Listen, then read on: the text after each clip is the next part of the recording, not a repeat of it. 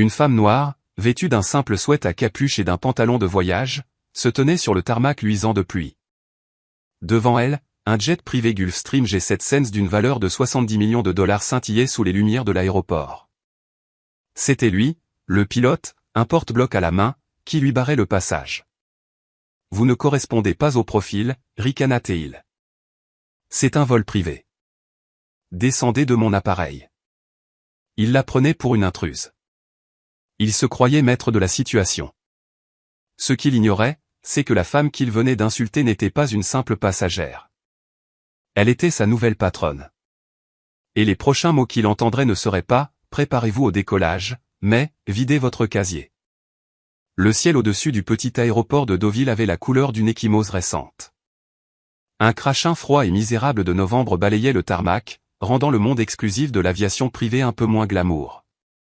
C'était le domaine de l'élite, des milliardaires discrets, des visages que l'on voit en couverture des magazines. Le terminal d'affaires, en l'occurrence l'opérateur de services d'aviation privée ultra exclusif Signature, était un temple feutré de fauteuils en cuir et d'espresso offerts. C'est à travers ce temple que se déplaçait Chloé Martin. Elle n'avait pas l'air d'être à sa place, ou du moins c'est ce que la réceptionniste blonde, dont le badge indiquait Manon, avait clairement décidé. Chloé était habillée pour un vol de 14 heures, pas pour une séance photo. Elle portait un pantalon de voyage noir haut de gamme et confortable, un sweat à capuche gris foncé assorti d'une petite start-up tech qu'elle avait elle-même financée, et une paire de baskets de sport usées mais impeccablement propres. Ses cheveux étaient tirés en arrière en un chignon serré et pratique. Le seul indice de son statut était une montre de luxe discrète à moitié cachée par sa manche, et même celle-ci était sobre. Elle était au téléphone, arpentant l'espace près des baies vitrées qui donnaient sur les jets. Sa voix était basse, mais elle dégageait une autorité qui contrastait totalement avec son apparence. « Non, Stéphane, c'est inacceptable, dit-elle, le dos tourné à la salle. Le nouvel algorithme de filtration fonctionne à 78% d'efficacité. Je l'ai conçu pour 99,8%. La dégradation se situe dans le pipeline de données. Vérifie le script d'ingestion. Attends. Cherche une fuite de mémoire dans le traitement par l'eau. Le cache n'est pas vidé après chaque fichier. Corrige ça. Je serai à Singapour demain matin. Je m'attends à ce que ce soit résolu à mon atterrissage. Elle raccrocha juste au moment où Manon l'appelait, la voix dégoulinante d'une douceur artificielle. Madame. Madame, êtes-vous Chloé Martin? Chloé se retourna, glissant son téléphone dans sa poche. C'est bien moi. L'équipage est-il prêt? Le sourire de Manon était une ligne fine et crispée, presque douloureuse. Oui, ils sont prêts. Vous êtes seul à voyager? Juste moi, confirma Chloé, comme indiqué sur le manifeste. Bien sûr. Manon tapota son stylo. Eh bien, le capitaine Leroy vous attend sur le tarmac. Appareil effet raide. C'est le grand Gulfstream. Vous ne pouvez pas le manquer. Le sous-entendu était clair, même quelqu'un comme vous. Chloé hocha la tête, attrapa son unique valise à roulettes et poussa les lourdes portes vitrées. Le vent et la pluie la frappèrent instantanément. Un agent d'accueil lui tendit un parapluie, mais elle le refusa d'un geste de la main. Elle était concentrée. Elle passa devant un bombardier Global 6000 et un Dassault Falcon 8X, ses yeux fixés sur les lignes épurées et puissantes du Gulfstream G700 qui l'attendait. Son G7 Sense. Deux hommes se tenaient au pied de l'escalier d'embarquement, blottis sous un petit auvent, essayant de garder un porte-bloc au sec. Le pilote principal, un homme approchant la soixantaine, cheveux poivrés sel et posture pleine d'importance, l'observa approcher avec une expression orageuse. Sa veste arborait fièrement le logo d'Aéronautique Prestige. C'était le capitaine Philippe Leroy. Le copilote, un jeune homme nommé Lucas Morel, semblait nerveux, se balançant d'un pied sur l'autre. Alors que Chloé atteignait l'avion, Leroy s'avança, lui barrant physiquement le chemin. Il ne regarda pas son visage. Il regarda son sweat à capuche, ses baskets, puis de nouveau son porte-bloc comme s'il cherchait une erreur. Un instant, madame, dit-il, sa voix de baryton rocailleuse habituée à être obéie. Je crois qu'il y a une erreur. Chloé s'arrêta. Je suis Chloé Martin. C'est un vol privé pour C. Martin.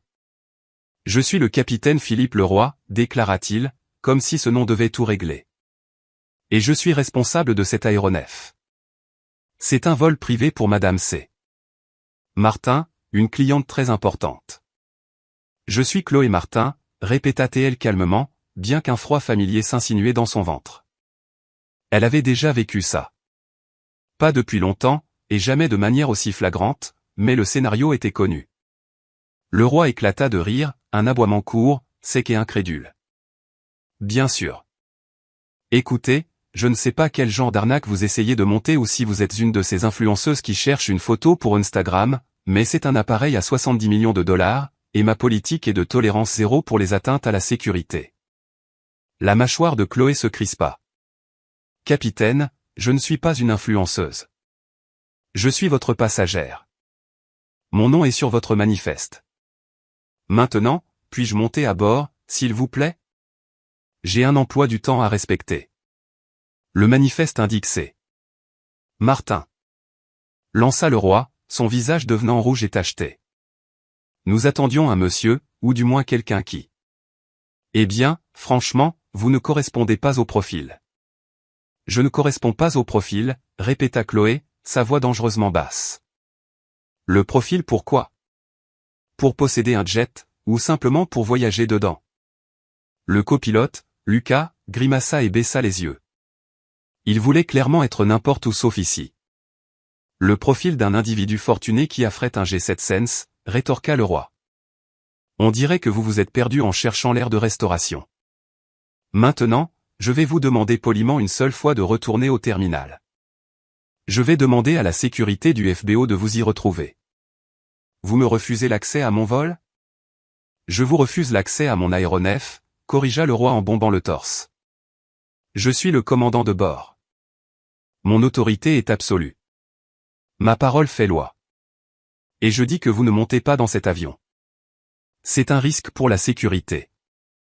Pour ce que j'en sais, vous êtes une passagère clandestine, ou pire. Lucas, appelez la sécurité.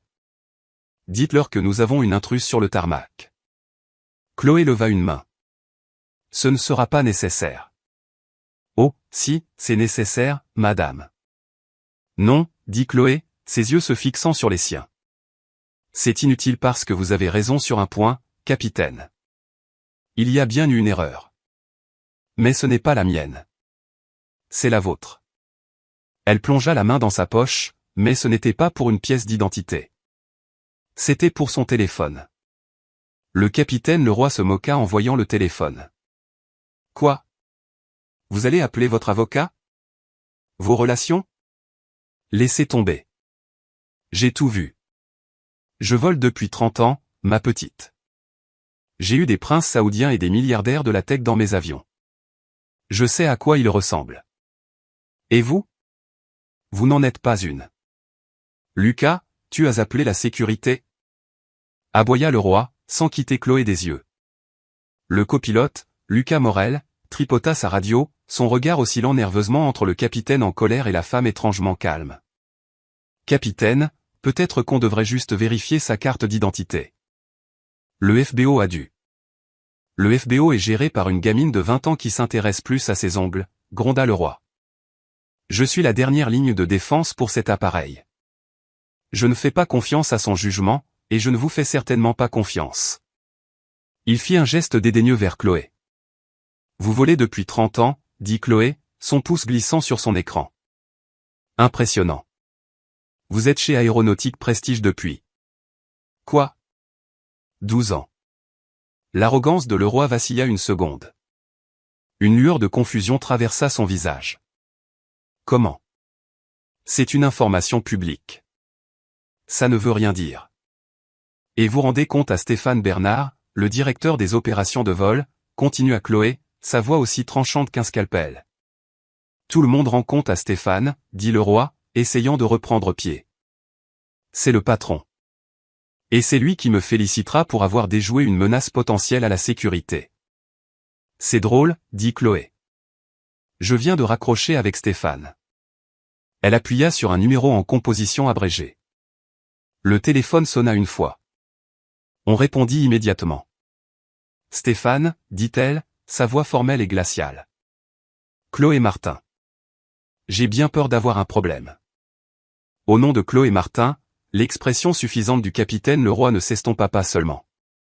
Elle s'effondra. Le copilote, Lucas, avait l'air d'avoir vu un fantôme. Sa mâchoire tomba. Madame Martin. La voix de Stéphane Bernard était minuscule et paniquée, même à travers le petit haut-parleur du téléphone. Est-ce que tout va bien? L'acquisition. Elle ne s'est pas faite? Acquisition. Ce fut le mot qui arrêta le cœur de Leroy. Chloé regarda le pilote, ses yeux vides de toute chaleur. L'acquisition s'est faite, Stéphane. Elle a été finalisée il y a 90 minutes.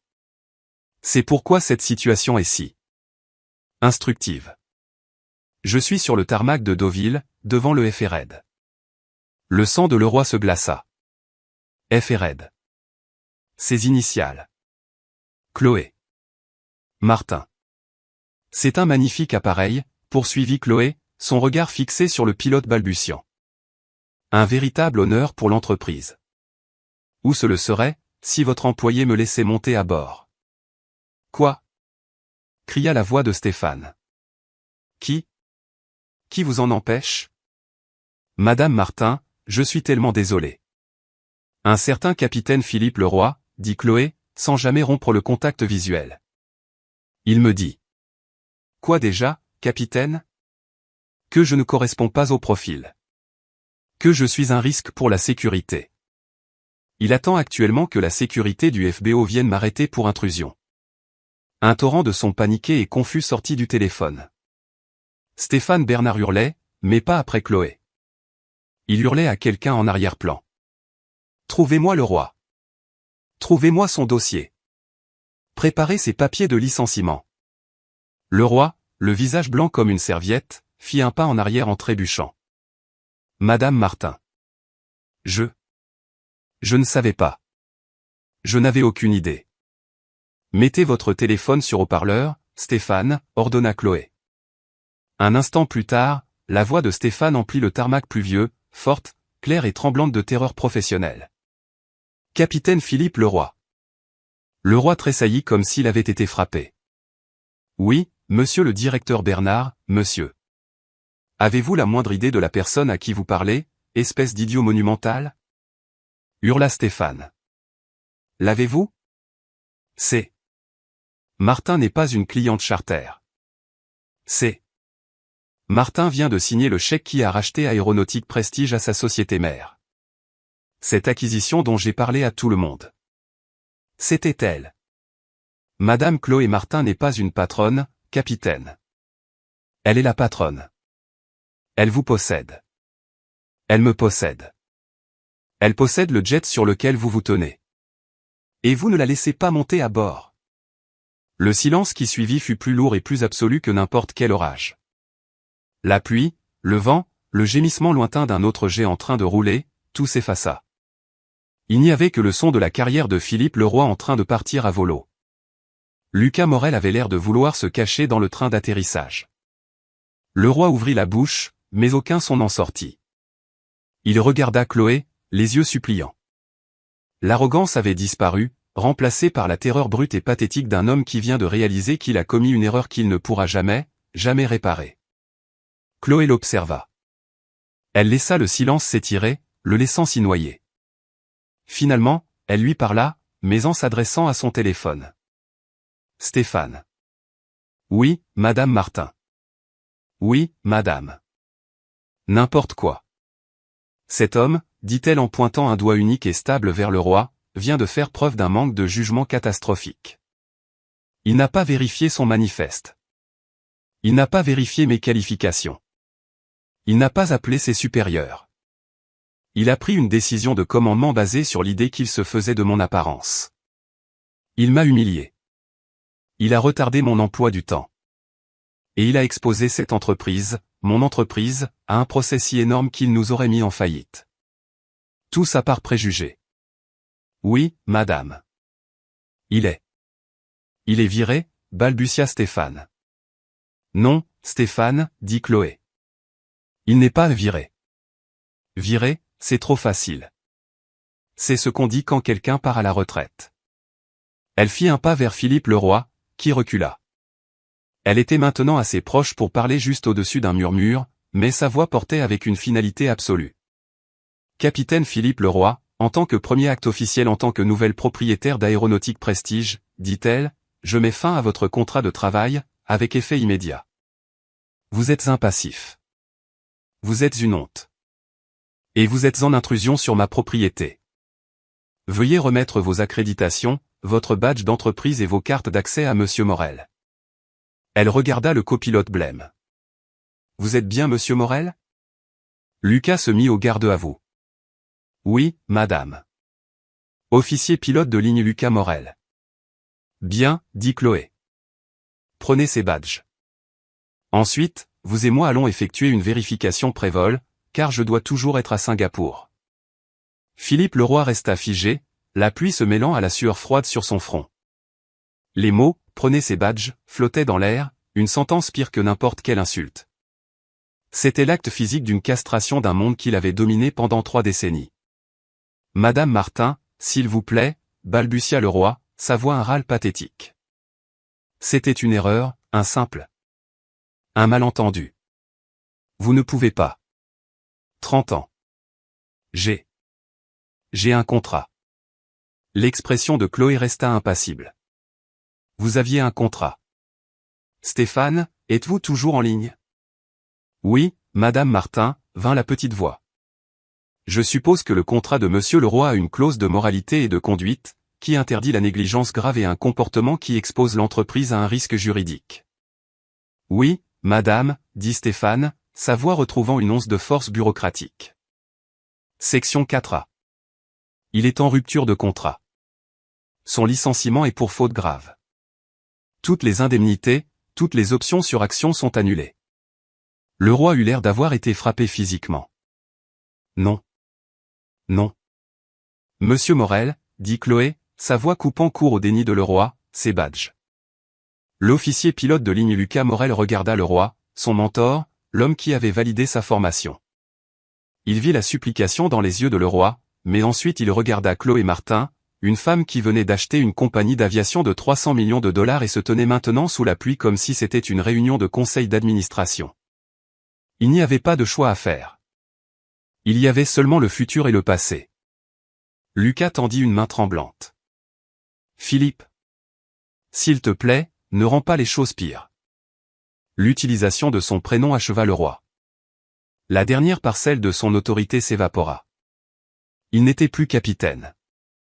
Il était juste Philippe. Avec des mains maladroites et hésitantes, il détacha le badge de sa poche de poitrine. Il retira le cordon en cuir de son cou, celui qui tenait sa clé d'accès au FBO et ses accréditations certifiées. Il les laissa tomber dans la main de Lucas comme s'ils étaient brûlants. La sécurité est en route, Philippe, dit Stéphane Bernard au téléphone. Ils vous escorteront jusqu'à votre véhicule. Vous n'êtes pas autorisé à entrer dans le FBO. Vous n'êtes pas autorisé à parler à un autre membre d'équipage. Votre accès est révoqué. Vous faites ça, cracha le roi, sa terreur se transformant en une rage prévisible et impuissante. Il foudroya Chloé du regard. Vous. Les gens comme vous arrivez, vous achetez des choses que vous ne comprenez pas. Vous. Je comprends les algorithmes, monsieur le roi, dit Chloé, sa voix acérée. Je comprends les données. Je comprends l'efficacité. Et vous êtes un bug dans le système. Une erreur critique. Et je suis en train de déboguer. 2 gardes de sécurité du FBO signature en uniforme noir traversaient maintenant le tarmac d'un pas rapide. Ils n'avaient pas l'air en colère. Ils avaient l'air de s'ennuyer. Ils géraient des drames de haut vol tout le temps. Monsieur le roi, nous avons besoin que vous veniez avec nous, monsieur, dit l'un d'eux. Le roi jeta un dernier regard désespéré au G7 Sense, son jet. Il regarda Chloé. Il ne dit rien, mais ses yeux promettaient une guerre. Puis, flanqué des gardes, il entama la longue et humiliante marche de retour vers le terminal, un homme sans titre et sans emploi disparaissant sous la pluie. Chloé le regarda partir, son visage un masque d'efficacité froide. Puis elle se tourna vers Lucas Morel, qui tenait toujours les badges de le roi comme un oiseau mort. Merci, monsieur Morel, dit-elle, reprenant un ton purement professionnel. J'ai un problème. Je suis en retard pour une réunion à Singapour, et il me manque un pilote. Êtes-vous qualifié pour piloter cet appareil en tant que commandant de bord? Lucas pâlit. Non, madame. Je suis officier pilote de ligne. Je n'ai pas les heures requises pour le siège de gauche. Nous ne pouvons légalement pas voler. Merde, dit Chloé à voix basse. C'était le premier signe de véritable frustration qu'elle montrait. Le problème n'était plus le préjugé. C'était réglé. Le problème était la logistique. Elle remit le téléphone à son oreille. Stéphane, j'ai besoin d'un nouvel équipage. J'ai besoin d'un capitaine et d'un copilote. Je les veux à Deauville dans les 90 prochaines minutes. Je me fiche d'où vous les trouvez. Retirez-les d'un vol à Boston, appelez-les de chez eux. Je veux les meilleurs. Je veux votre équipe la plus professionnelle, la plus respectueuse des règles. Suis-je clair? Oui, Madame Martin. 90 minutes. Je vais l'appeler le capitaine Dupont. Valérie Dupont. C'est notre meilleure. Elle est basée en Touraine. Je vais lui envoyer une voiture. Bien. Occupez-vous-en. Chloé raccrocha sans dire au revoir. Elle regarda Lucas Morel, qui se tenait toujours près de l'escalier. Monsieur Morel, dit-elle. Oui, madame. Vous avez eu une journée difficile. Vous êtes congédié. Rentrez chez vous. Nous vous contacterons au sujet de votre avenir au sein de l'entreprise. Lucas Morel hocha la tête, son visage un mélange de soulagement et de terreur. Il ne savait pas s'il venait d'être sauvé ou licencié. Il savait juste qu'il était hors du tarmac. Il se retourna et s'éloigna, laissant Chloé Martin seule devant son jet. Elle soupira, la pluie froide s'infiltrant dans son sweat à capuche. Elle regarda l'avion de 70 millions de dollars, puis de nouveau le terminal. Elle remonta sa capuche, attrapa sa valise à roulettes et retourna à l'intérieur pour attendre. La bataille était terminée. La guerre ne faisait que commencer. Quand Chloé Martin repoussa les lourdes portes vitrées du terminal d'affaires signature de Deauville, l'atmosphère n'était plus seulement feutrée. Elle était d'un silence de mort. Manon, la réceptionniste, se tenait derrière son bureau poli, le visage de la couleur du lait écrémé. Elle avait clairement assisté à tout le drame qui s'était déroulé sur le tarmac. Au moment où Chloé entra, Manon semblait sur le point de fondre en larmes ou d'être malade. Madame Martin, balbutia Manon en se levant d'un bond. Je peux vous apporter quelque chose? Une suite privée? Un café? De l'eau? Nous avons des viennoiseries d'une bonne boulangerie parisienne. Chloé se dirigea droit vers le bureau et posa ses mains dessus, se penchant légèrement. Elle n'était pas en colère. Elle était analytique. Dites-moi, Manon, dit Chloé, la voix basse. Quand je suis entrée, qu'avez-vous pensé? Quoi? Qu'est-ce que j'ai? J'ai pensé. Soyez honnête. C'est important. Mon entreprise vient de vous payer, à signature, 5 000 € de frais de gestion. Je veux savoir ce pourquoi j'ai payé. Le sang-froid de Manon se fissura. J'ai pensé que vous faisiez partie de l'équipage ou peut-être une assistante pour la vraie Chloé Martin. La vraie Chloé Martin? Répéta Chloé en hochant lentement la tête. Celle qui correspond au profil. Et quand le capitaine Leroy est entré plus tôt, qu'a-t-il dit? Il était juste. Il est toujours grincheux, murmura Manon. Il a dit qu'il en avait marre de ces nouveaux riches. Et qu'il espérait que celle-ci ne serait pas une source d'ennui. Et vous étiez d'accord avec lui, affirma Chloé. Ce n'était pas une question. Le silence de Manon fut sa réponse. Je contacterai votre responsable, monsieur Duval, dit Chloé en se détournant. Vous devriez peut-être mettre votre CV à jour, Manon. Chloé ne prit pas la suite privée. Ce serait se cacher. Au lieu de cela, elle s'assit dans l'un des fauteuils du salon principal, au centre de la pièce, face à la porte. Elle ouvrit son ordinateur portable, se connecta au Wi-Fi du FBO et se mit au travail. Mais elle ne travaillait pas sur son projet de Singapour. Elle se connecta via VPN au serveur de sa nouvelle entreprise. Elle avait fini l'apéritif. Il était temps de passer au plat principal. Elle ouvrit un nouveau fichier. Audit du personnel d'Aéronautique Prestige. Elle commença par le roi, Philippe. Elle ne se contentait pas de le licencier. Elle constituait le dossier pour s'assurer qu'il ne volerait plus jamais pour personne. Elle consulta son dossier et se figea. Il était mince. Trop mince. Pour un employé de 12 ans, il était immaculé. Quelques félicitations, les certifications requises de la DGAC, mais rien d'autre. Aucune plainte, aucun avertissement, aucune altercation avec des passagers. C'était anormal. Un homme avec autant d'arrogance, autant de préjugés ouverts, ne les manifeste pas pour la première fois le jour de son départ. Elle ouvrit un autre fichier. Bernard, Stéphane, directeur des opérations de vol. Elle examina ses communications internes. Elle chercha « le roi ». Son sang se glaça. Des dizaines de mai. Des centaines. Pas dans le dossier personnel officiel, mais dans un dossier privé de l'Outlook de Stéphane. 2019, Stéphane, ce client sur le vol pour la Côte d'Azur. Pas notre clientèle habituelle. Tu dois leur dire que leurs invités doivent utiliser le FBO, pas le tarmac. Peu importe leur apparence. 2020, Stéphane, la nouvelle hôtesse de l'air, celle d'origine ethnique. Ça ne va pas. Son service est correct, mais elle ne correspond pas à l'image de marque. Mute-la sur la ligne européenne. 2021, Stéphane, j'ai eu une autre plainte de Philippe à propos d'un client bruyant. J'ai arrangé les choses, offert un dîner au type.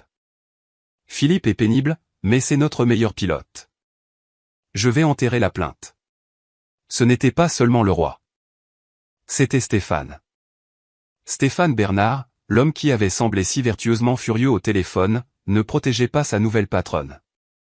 Il se protégeait lui-même. Il n'avait pas renvoyé le roi pour son racisme. Il avait renvoyé le roi parce que celui-ci avait finalement dirigé ses préjugés vers la mauvaise personne et menaçait d'exposer tout le système pourri. La mâchoire de Chloé était une seule ligne de muscles tendus. Ce n'était pas un bug. C'était un système d'exploitation corrompu. Pendant ce temps, à 25 km de là, dans une voiture de location sur le parking détrempé des employés de l'aéroport de Deauville, Philippe Leroy passait un appel. Il n'appelait pas sa femme. Il n'appelait pas un avocat. Ouais, c'est Philippe Leroy, gronda-t-il dans son téléphone. C'est bien le blog Le Vrai Ciel? Bien. Je suis un lecteur fidèle depuis des années. C'est vous qui détestez ces compagnies aériennes woke, non? Eh bien, j'ai une histoire pour vous. Ouais, une vraie, sur une milliardaire de la tech, une sorte de promotion canapé issue de la discrimination positive qui vient d'acheter Aéronautique Prestige, et ce qu'elle m'a fait, à moi, un vétéran de 30 ans, juste. Juste pour avoir fait mon travail. Il était furieux. Il était humilié. Et il allait réduire toute l'entreprise en cendres. 1h40 plus tard, un nouvel équipage entra dans le FBO. Ils étaient l'opposé physique de Leroy. La capitaine, Valérie Dupont, était une femme grande et vive d'une quarantaine d'années, avec un air de compétence absolue et sans fioriture. Son copilote, Théo Simon, était jeune, enthousiaste, et portait une tablette avec leurs données de prévol déjà chargées. Madame Martin, dit le capitaine Dupont, sans tendre la main mais en faisant un signe de tête nette. Je suis le capitaine Dupont. Voici l'officier pilote de ligne Simon. Nous avons déposé notre plan de vol. La météo pour Singapour. Eh bien, c'est un long vol, mais la route est dégagée. Nous décollons dans 30 minutes, si cela vous convient. C'est plus que convenable, capitaine, dit Chloé en fermant son ordinateur portable.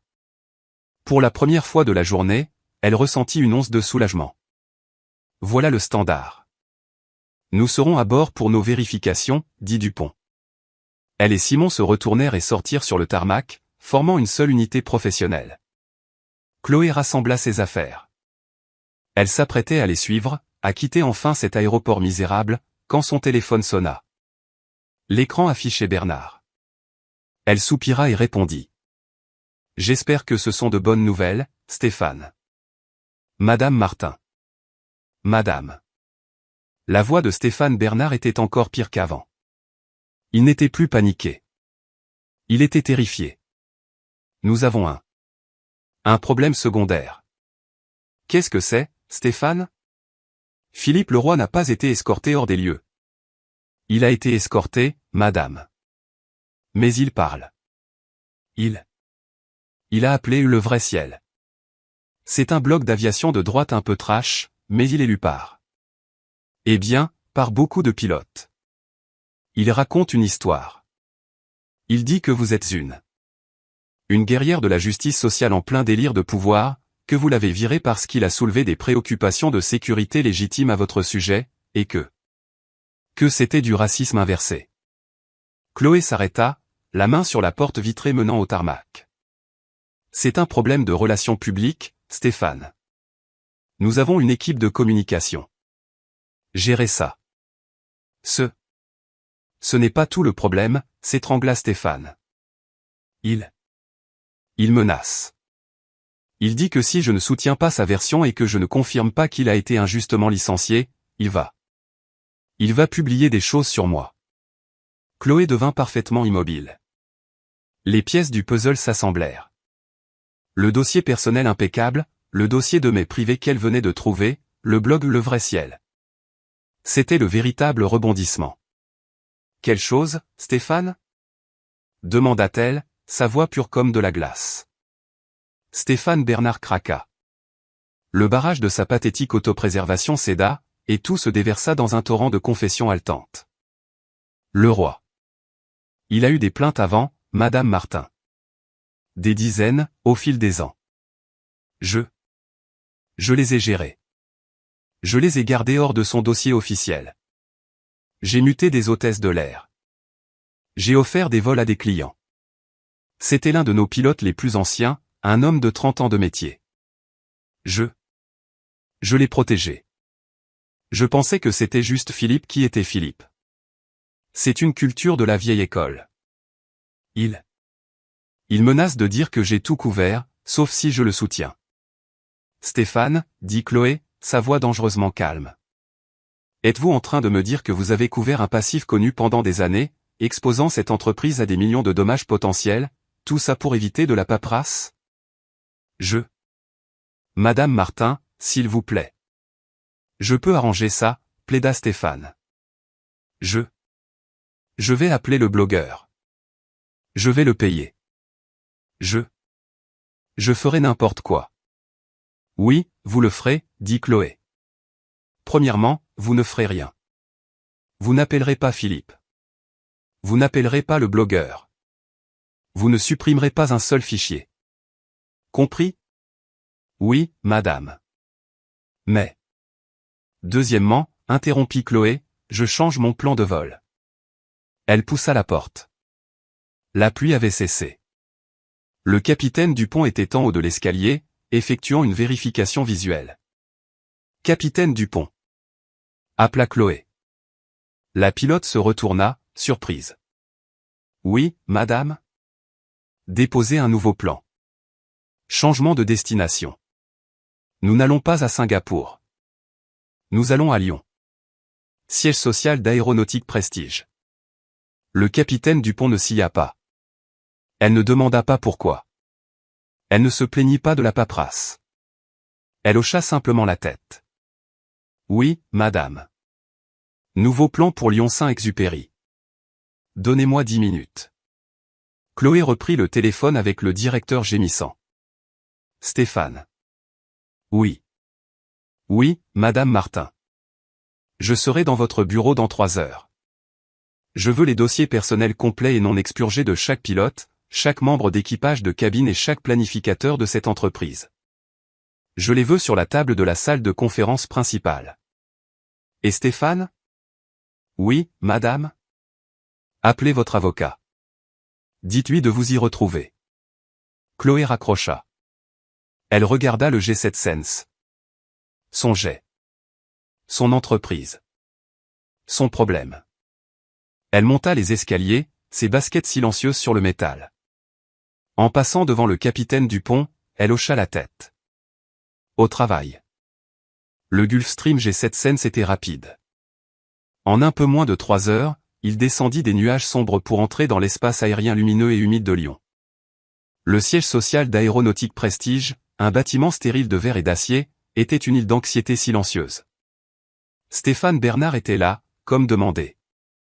Il semblait avoir vieilli de 10 ans depuis l'appel de Deauville. Son costume était froissé et sa peau d'un gris pâteux. À côté de lui était assis un avocat tiré à 4 épingles d'un cabinet lyonnais huppé, qui avait l'air agacé par cette intrusion le week-end. Chloé entra dans la salle de conférence, non pas avec un avocat, mais avec sa propre équipe, qu'elle avait fait venir de Paris et Bordeaux par un autre vol charter. Ce n'étaient pas des avocats. C'étaient, comme elle les appelait, ses solutionneurs. Une experte comptable judiciaire, une spécialiste en éthique et droit du travail, et un analyste de système de données. Stéphane, dit Chloé en prenant le siège en bout de table. Maître Girard, fit-elle en hochant la tête à l'avocat. Merci d'avoir attendu. Commençons l'audit. Madame Martin, commença l'avocat, Maître Girard. Mon client, Monsieur Bernard, a servi cette entreprise fidèlement pendant 20 ans. Cet audit un samedi ressemble à une réaction punitive à un malheureux incident isolé avec un employé mécontent. Chloé ne le regarda même pas. Elle regarda Stéphane. Stéphane, avez-vous apporté les dossiers? Stéphane hocha la tête en silence, désignant 3 grandes armoires à dossiers roulantes. Bien, dit Chloé. Mon équipe s'en chargera. Ce que je veux, c'est votre empreinte numérique. Elle se tourna vers son analyste de système de données. Léo, je veux que tu fasses une image du disque dur de Stéphane, de ses accès serveurs et de son téléphone. Nous cherchons des plaintes gérées. C'est un scandale, s'emporta Maître Girard. Une violation de la vie privée. Nous allons. Vous allez vous asseoir, Maître Girard, dit Chloé, sa voix baissant d'un ton. Ou votre client peut présenter sa démission, maintenant, pour faute grave, et sortir d'ici sans rien. Mais s'il veut ne serait-ce que la possibilité d'une séparation négociée, il coopérera pleinement. Maître Girard regarda Stéphane. Stéphane, ça fait ça. Fais-le, marmonna-t-il. Pendant les 4 heures suivantes, la salle fut une ruche d'efficacité silencieuse et brutale. L'équipe de Chloé dépeça la vie numérique de l'entreprise, et c'était pire qu'elle ne l'avait imaginé. Ce n'était pas seulement le roi. C'était une culture. Un réseau de copinage que Stéphane Bernard n'avait pas seulement toléré, il l'avait cultivé. Les pilotes étaient promus en fonction de leurs amitiés. Les vols étaient attribués en fonction de qui Stéphane aimait. Les femmes pilotes et celles issues de minorités se voyaient systématiquement attribuer les routes les moins rémunératrices et les moins désirables. Les plaintes étaient enterrées, triées en dossiers, officiels et officieux. À ce moment-là, la nouvelle assistante de Chloé, qui surveillait le web, apporta une tablette dans la salle. Madame Martin, c'est en ligne. Sur l'écran, l'article du blog Le Vrai Ciel était publié. Le titre était encore pire qu'elle ne l'avait pensé, une milliardaire woke licenciait un pilote vétéran parce qu'il ne correspondait pas au profil de son ego, interview exclusive avec le capitaine Philippe Leroy. L'article était un chef-d'œuvre de mensonges intéressés. Il dépeignait Leroy comme un héros, un pilote qui avait courageusement interrogé un individu suspect près de son avion. Il qualifiait Chloé d'incompétente, de dangereuse, et de produit de la discrimination positive qui avait acheté une entreprise dont elle ne savait rien. Mais Leroy fit alors son erreur fatale. Il devint spécifique. C'est ce qu'ils font, était cité Leroy. Je l'ai déjà vu. En 2019, j'avais un client, un rappeur, qui a essayé de faire monter toute sa clique dans le jet. J'ai mis le holà. Je leur ai dit non. Leur allure ne me plaisait pas. C'était une question de sécurité. Stéphane Bernard m'a soutenu à 100%. C'est ce que fait un bon directeur des opérations. Il soutient ses pilotes. Stéphane Bernard émit un petit bruit étranglé. L'avocat, Maître Girard, sourit réellement. Vous voyez, Madame Martin, c'est un cauchemar en termes de relations publiques. Leroy vous attaque. Vous avez besoin de Stéphane. Il peut faire une déclaration, vous soutenir, réfuter les affirmations de Leroy sur l'incident de 2019. Chloé Martin lui rendit son sourire. C'était un sourire mince, froid et terrifiant. Non, maître Girard. Nous n'allons pas le réfuter. Nous allons le confirmer. Tout le monde la dévisagea. Mon équipe de communication, dit Chloé, s'apprête à publier une déclaration. Elle dira, Aéronautique Prestige coopère pleinement à un audit interne concernant les actions de Monsieur Leroy et de son superviseur, Monsieur Bernard. Nous sommes horrifiés par la conduite dont Monsieur Leroy s'est vanté sur le blog Le Vrai Ciel, qui confirme un schéma de partialité raciale et professionnelle. Nous remercions le blog Le Vrai Ciel et d'avoir mis en lumière l'aveu public de Monsieur Leroy. Notre audit va maintenant s'étendre pour inclure l'incident de 2019 dont il était si fier. Le visage de Stéphane Bernard passa du gris au blanc. Leroy ne s'était pas seulement jeté sur son épée. Il avait entraîné Stéphane avec lui. Chloé se leva. Stéphane, vous êtes licencié pour faute grave. Maître Girard, votre client peut se raccompagner à la sortie. Mon équipe reste. Nous saisissons tous les biens de l'entreprise. Nous sommes en train de déboguer. La chute ne fut pas une simple ondulation. Ce fut un tsunami. Et elle ne commença pas par une explosion, mais par un clic. L'article du blog Le Vrai Ciel, qui devait être la glorieuse vengeance de Philippe Leroy, fut publié à 8 heures du matin un dimanche. Pendant les 2 premières heures, ce fut tout ce dont il avait rêvé. L'article, écrit par le propriétaire du blog farouchement anti-establishment, Nicolas Petit, était un chef-d'œuvre de mensonges intéressés. Il dépeignait Leroy comme un héros du terroir, un vétéran de 30 ans qui avait courageusement questionné un individu suspect et avait été crucifié par la nouvelle meute woke. La section des commentaires était un cloaque d'approbation. Voilà ce qui arrive quand ils prennent le pouvoir. La discrimination positive dans le cockpit. On va tous mourir. Ce pilote mérite une médaille. Je ne laisserai jamais un sweat à capuche dans mon avion. Philippe Leroy était assis dans un bar sportif d'une petite ville en Normandie, une bière à la main à 10 heures du matin, regardant son téléphone exploser de messages de soutien de ses copains de la vieille garde. Il était un martyr. Il était un héros. Dans son esprit, il était invincible. À 10h30, l'équipe de communication de Chloé, un cabinet parisien de renom qu'elle gardait sous contrat, publia sa déclaration officielle. Elle ne fut pas envoyée aux grands médias. Elle fut envoyée directement à Nicolas Petit et postée en commentaire sur son propre blog.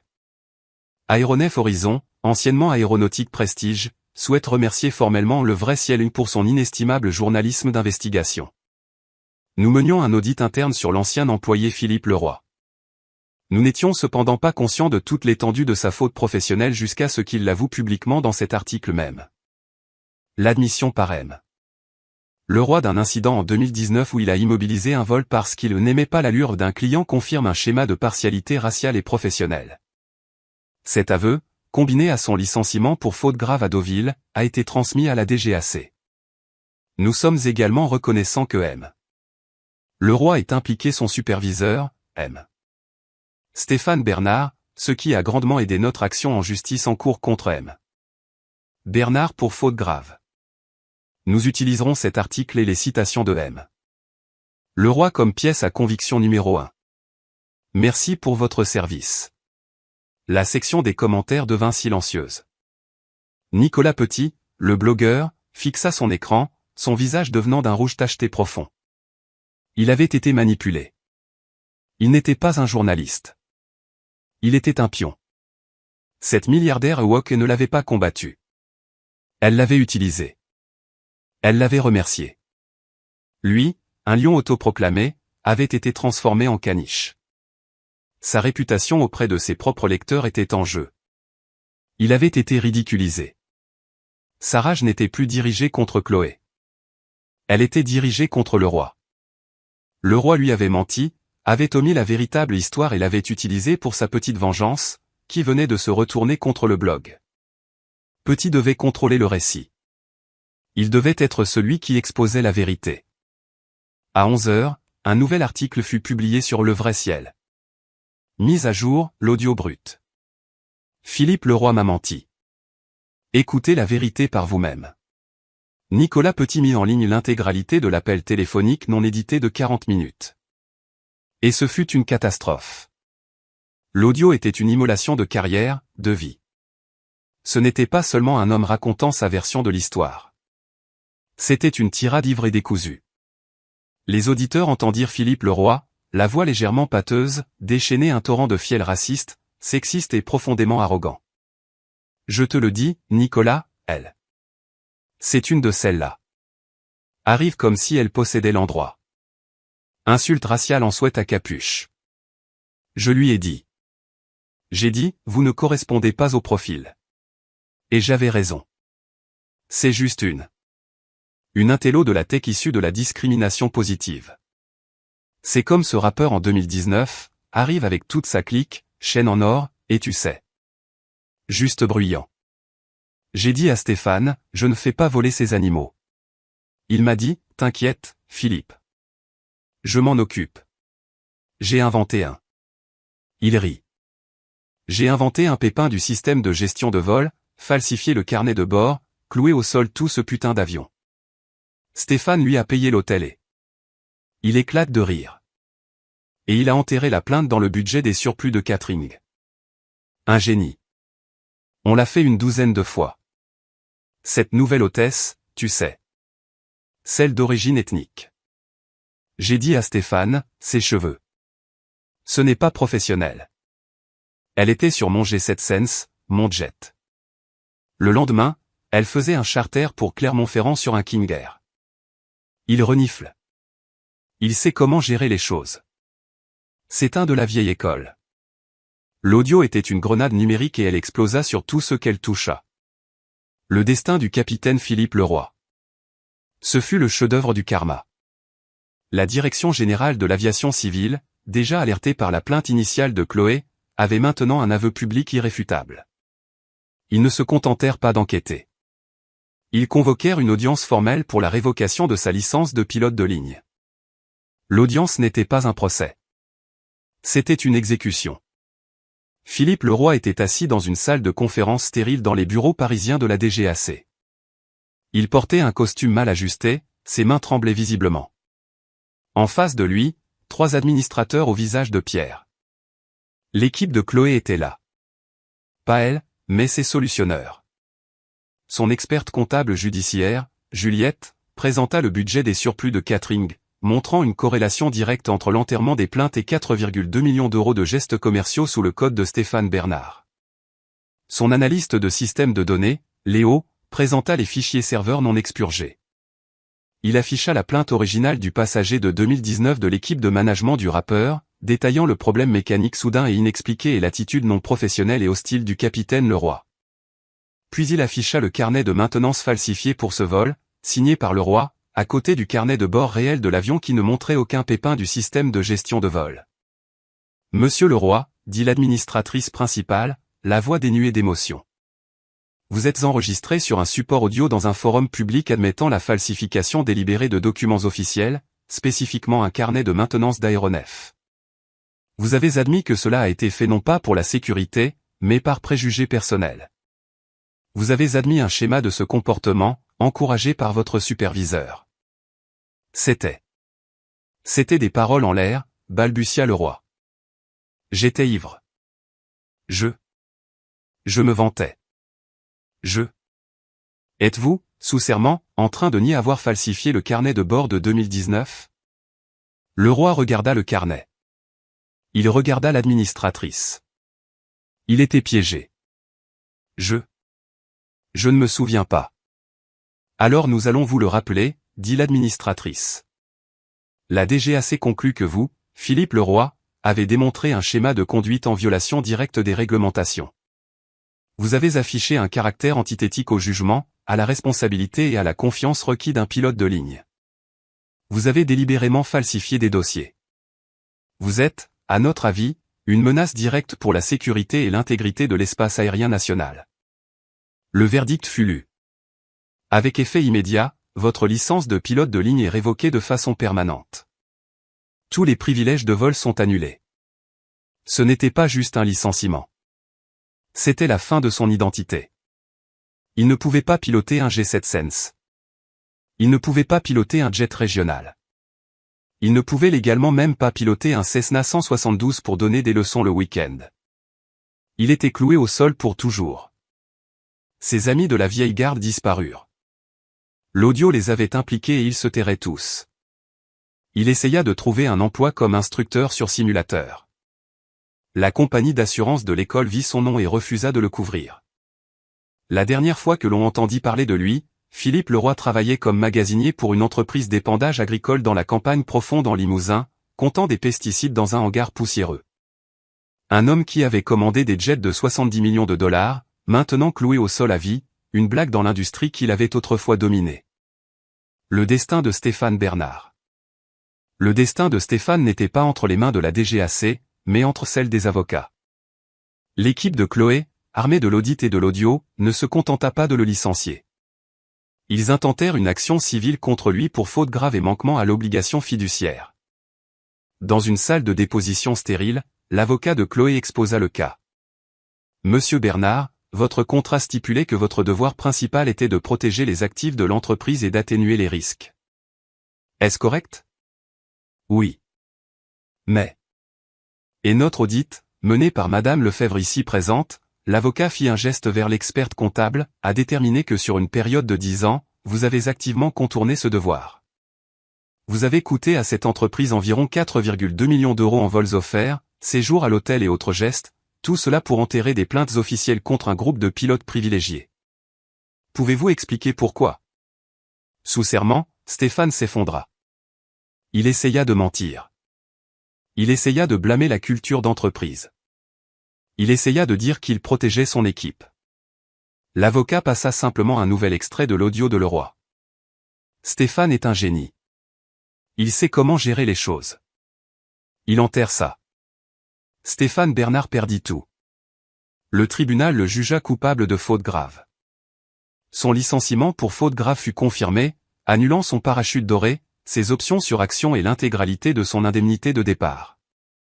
L'entreprise plaça une hypothèque sur ses actifs pour récupérer une partie des 4,2 millions qu'il avait dilapidés. Il perdit sa grande villa dans une banlieue cossue de Lyon. Il perdit son bateau. Sa femme le quitta. Il était un paria dans le monde de l'aviation, connu comme l'homme dont le système de copinage avait fait couler le navire. Il finit par trouver du travail, le quart de nuit de 23h à 7h comme dispatcher logistique pour une entreprise de transport routier longue distance. Une pièce sans fenêtre, un écran vert luisant et une vie de regret. Le destin de Manon Dubois. Chloé ne licencia pas simplement Manon. C'eût été trop facile. Au lieu de cela, Chloé passa un coup de fil. Pas au responsable de Manon, mais au PDG mondial de Signature Aviation. Monsieur Duval, dit Chloé, la voix calme. Je suis la nouvelle propriétaire d'Aéronef Horizon. Nous révisons actuellement tous nos contrats de fournisseurs. Notre expérience à Deauville a été instructive. Mon équipe des opérations de vol prévoit entre 800 et 1000 heures de vol ce trimestre. C'est beaucoup de carburant, beaucoup de frais de gestion. Nous lançons, bien sûr, un appel d'offres. J'ai entendu dire que NetJet a un excellent terminal d'aviation d'affaires en Provence. Le PDG, Monsieur Duval, faillit s'étouffer. Aéronef Horizon était en passe de devenir l'un des plus gros nouveaux comptes du secteur privé. Les perdre à cause d'une réceptionniste impolie n'était pas une option. Madame Martin, balbutia-t-il. Quel que soit le problème, il sera rectifié. Je m'en occupe personnellement. Vous avez ma parole. Manon Dubois ne fut pas licenciée. Elle arriva au travail le lundi suivant pour constater que son badge de sécurité ne fonctionnait pas. Elle fut convoquée à une réunion RH d'urgence avec un vice-président qui était venu de Marseille. Elle fut mise en examen administratif pour une durée indéterminée. Elle était dans les limbes de l'entreprise. On lui ordonna d'assister à un nouveau séminaire de formation obligatoire à l'échelle de l'entreprise sur les préjugés inconscients et le service client. Et quand elle entra dans la salle de bal d'un hôtel Ibis près de l'aéroport, son sang se glaça. La formation était dirigée par un vice-président de l'entreprise, et l'étude de cas principale, l'exemple central de ce qu'il ne fallait pas faire, c'était elle. Son nom était masqué. Mais tout le monde dans la salle, chaque pilote, chaque réceptionniste, chaque agent de piste savait exactement qui était l'employé M. À Deauville. Elle dut rester assise là pendant 8 heures et écouter son propre échec être disséqué comme le nouvel étalon de la manière de perdre un contrat de 10 millions de dollars. Elle était un fantôme, toujours sur la liste de paix, mais sans emploi, un avertissement vivant pour tous les autres. La résolution, aéronef Horizon. 6 mois plus tard, le tarmac de Deauville était clair et ensoleillé. Un élégant Gulfstream G7 Sense attendait. L'ancien logo criard d'Aéronautique Prestige avait disparu. La dérive était maintenant peinte d'un simple et élégant M argenté. L'entreprise était née de nouveau, Aéronef Horizon. Chloé Martin traversa le terminal d'affaires signature. Le nouveau réceptionniste, un homme vif nommé Antoine, la salua instantanément par son nom. « Bonjour, Madame Martin. Le capitaine Dupont est à bord. Le plan de vol pour Singapour est déposé, et votre catering préféré est déjà chargé. Nous avons préautorisé votre départ. » Chloé sourit. « Merci, Antoine. » Elle se dirigea vers le tarmac. Au pied de l'escalier se tenait le capitaine Valérie Dupont. Elle n'était plus seulement pilote. Chloé l'avait promue directrice des opérations de vol, remplaçant le fantôme de Stéphane Bernard. « Bonjour, madame », sourit Valérie. « Décollage dans 15 minutes, tout est au vert. »« Merci, Valérie », dit Chloé. « Comment fonctionne le nouveau système ? » ?»« Le nouveau manuel d'opération est parfait, » dit Valérie. « Les affectations de vol basées sur le mérite fonctionnent. Les équipages adorent le système de plainte transparent et la nouvelle clause sans profilage dans la formation. C'est une nouvelle entreprise, Chloé. C'est l'entreprise qu'elle aurait toujours dû être, répondit Chloé. Elle monta les escaliers, ses baskets silencieuses sur le métal. Le jet était le même, mais la culture était entièrement nouvelle. L'hôtesse de l'air était professionnelle, efficace et respectueuse. Chloé s'assit à sa place habituelle alors que le G7 Sense, immatriculé F Marie, s'élançait dans le ciel. Elle ne regarda pas en arrière. Elle ouvrit son ordinateur portable. L'entreprise était déboguée. Les anciens fichiers corrompus avaient été définitivement supprimés. Elle ouvrit un nouveau fichier, une page blanche. Projet Horizon Phase 2, expansion mondiale. Elle avait fini de déboguer. Il était temps de construire.